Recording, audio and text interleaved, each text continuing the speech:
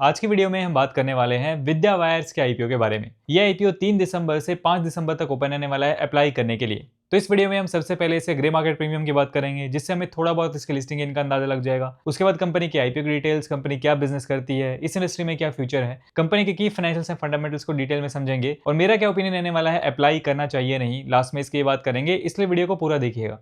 ना सबसे पहले अगर हम इसे ग्रे मार्केट प्रीमियम की बात करें, इसका करंट जेएमपी यहाँ पे 6 के अराउंड चल रहा है, यानी हमें इसमें करीब 11% का एस्टिमेटेड लिस्टिंग गेन देखने को मिल सकता है। यानी पर लॉट के हिसाब से बात करें तो करीब 1700 रुपए तक का फायदा देखने को मिल सकता है अंदाजन। हालांकि देखिए, जीएमपी जो होता है सिर्फ एक अंदाजा होता है, कोई गारंटी नहीं होती है कि ऐसे लिस्ट होने वाला है और ये टाइम टू टाइम चेंज भी होता रहता है। इस चीज का भी हमें ध्यान रखना है। ना अगर हम इस कंपनी के बिजनेस के बारे में बात करें तो विद्या वायर्स ये कंपनी 1981 में स्टार्ट हुई थी, यानी काफी पुरानी कंपनी है। ये एक इंडियन मैन्युफैक्चरिंग कंपनी है जो वाइंडिंग और कंडक्टिविटी प्रोडक्ट्स बनाती है, मतलब कॉपर और aluminium wires, conductors, insulated wires, paper insulated cables etcetera. मतलब सिंपल शब्दों में बात करें तो अगर कोई इलेक्ट्रिसिटी ग्रिड बनाना हो, ट्रांसफार्मर या इलेक्ट्रिक मोटर हो, ईवी हो या सोलर सेटअप, विद्या वायर्स के वायर्स या सोलर कंडक्टर्स उसमें यूज हो सकते हैं।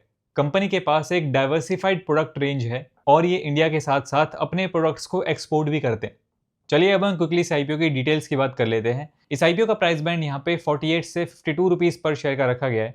टोटल इश्यू साइज यहाँ पे होने वाला है सिर्फ 300 करोड़ रुपए का, यानी छोटा इश्यू साइज है, जिसमें से 274 करोड़ यहाँ पे फ्रेश इश्यू है और करीब 26 करोड़ यहाँ पे ऑफर फॉर सेल रखा गया। फेस वैल्यू यहाँ पे रखी गई है 1 रुपीज पर शेयर। एक लॉट में यहाँ पे 288 शेयर्स रखे गए हैं, यानी आपको 14,976 रुपीज मिनिमम पे करने पड़ेंगे इस आईपीओ में अप्लाई करने के लिए। इस आईपीओ की जो टाइमलाइन होने वाली है उसको आप यहाँ पे स्क्रीन पे देख सकते हैं। 10 दिसंबर को इस आईपीओ की लिस्टिंग होगी और आप 5 दिसंबर शाम 5 बजे तक इस आईपीओ में अप्लाई कर सकते हैं। इस इशू के ऑब्जेक्टिव की बात करें तो कंपनी जो फ्रेश यूज से पैसा उठाने वाली है उसका यूज कंपनी यहाँ पे अपने न्यू प्रोजेक्ट की फंडिंग के लिए और अपनी डेट को रीपे करने के लिए भी इन फंड्स का यूज यहाँ पे करने वाली। चलिए अब हम इसके फाइनेंशियल्स की बात कर लेते हैं। सबसे पहले अगर हम इसके एसेट्स देखें तो एसेट्स हमें यहाँ पे अच्छे दिखाई दे रहे हैं। ईयर ऑन ईयर ग्रोथ हमें एसेट्स में देखने को मिल रही है। फाइनेंशियल ईयर 25 में कंपनी के एसेट्स थे यहाँ पे 331 सीआर के आसपास। टोटल इनकम यानी रेवेन्यू की बात करें तो रेवेन्यू के अंदर भी हमें यहाँ पे ठीक ठाक ग्रोथ देखने को मिल रही है। फाइनेंशियल ईयर 25 में कंपनी का रेवेन्यू है यहाँ पे 1491 सीआर के आसपास। प्रॉफिट आफ्टर टैक्स की बात करें तो फाइनेंशियल ईयर 23 में कंपनी का प्रॉफिट था यहाँ पे 21 सीआर के आसपास, जो फाइनेंशियल ईयर 24 में बढ़ के हो गया 25 सीआर और फाइनेंशियल ईयर 25 में फर्दर इसमें इंक्रीज देखने को मिला 40 सीआर के आसपास प्रॉफिट यहाँ पे कंपनी ने रिपोर्ट किया है। तो यानी प्रॉफिट के अंदर भी ठीक ठाक ग्रोथ हमें ईयर ऑन ईयर यहाँ पे देखने को मिल रही है।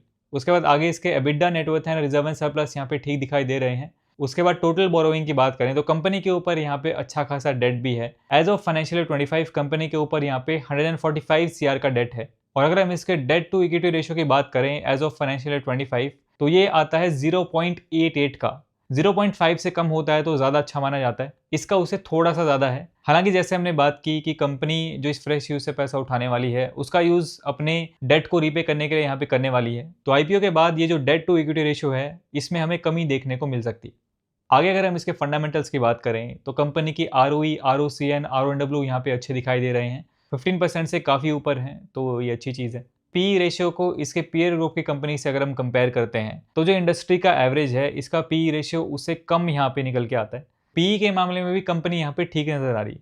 चलिए अब हम कंक्लूजन की बात करते हैं कि इस आईपीओ में अप्लाई करना चाहिए या नहीं। लिस्टिंग इनके पॉइंट ऑफ व्यू से बात करें, सबसे पहला हमारा पॉइंट आता है इसका जीएमपी। तो जीएमपी हमने देखा इसका 11% के आसपास चल रहा है, थोड़ी बहुत लिस्टिंग गेन की उम्मीद यहाँ पे बन रही है। सेकंड हमारा पॉइंट यहाँ पे आता है इसकी एंकर लिस्ट। तो इसकी एंकर लिस्ट की अगर मैं बात करूँ, पर्सनली मुझे इसकी एंकर लिस्ट यहाँ पे अच्छी लगी है। हालांकि छोटा इशू साइज है लेकिन जाने माने नाम हमें इसकी एंकर लिस्ट में देखने को मिल रहे हैं।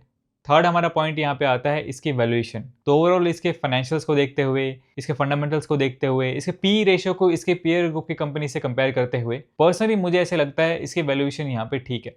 एंड फोर्थ हमारा पॉइंट यहाँ पे आता है इस आईपीओ की डिमांड। तो देखिए, पर्सनली मुझे ऐसे लगता है क्योंकि छोटा इशू साइज है, ठीक ठाक डिमांड हमें इस आईपीओ में देखने को मिल सकती है। हालांकि एक्चुअल में क्या रहने वाली है वो तो लास्ट डे तक हमें यहाँ पे पता चलेगा। तो ओवरऑल सारी चीज़ों को देखते हुए पर्सनली मैं फिलहाल के लिए इस आईपीओ में यहाँ पे इंटरेस्टेड हूँ।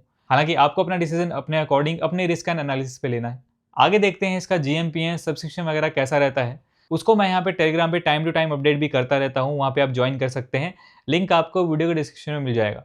आपको इस आईपीओ के बारे में क्या लगता है, आप क्या करने वाले हैं, कमेंट सेक्शन में अपना ओपिनियन जरूर शेयर कीजिए। आज की वीडियो में इतना ही। वीडियो पसंद आए तो इसे लाइक कीजिए। मेरा नाम है सुनील, मिलते हैं नेक्स्ट वीडियो में। Thanks for watching.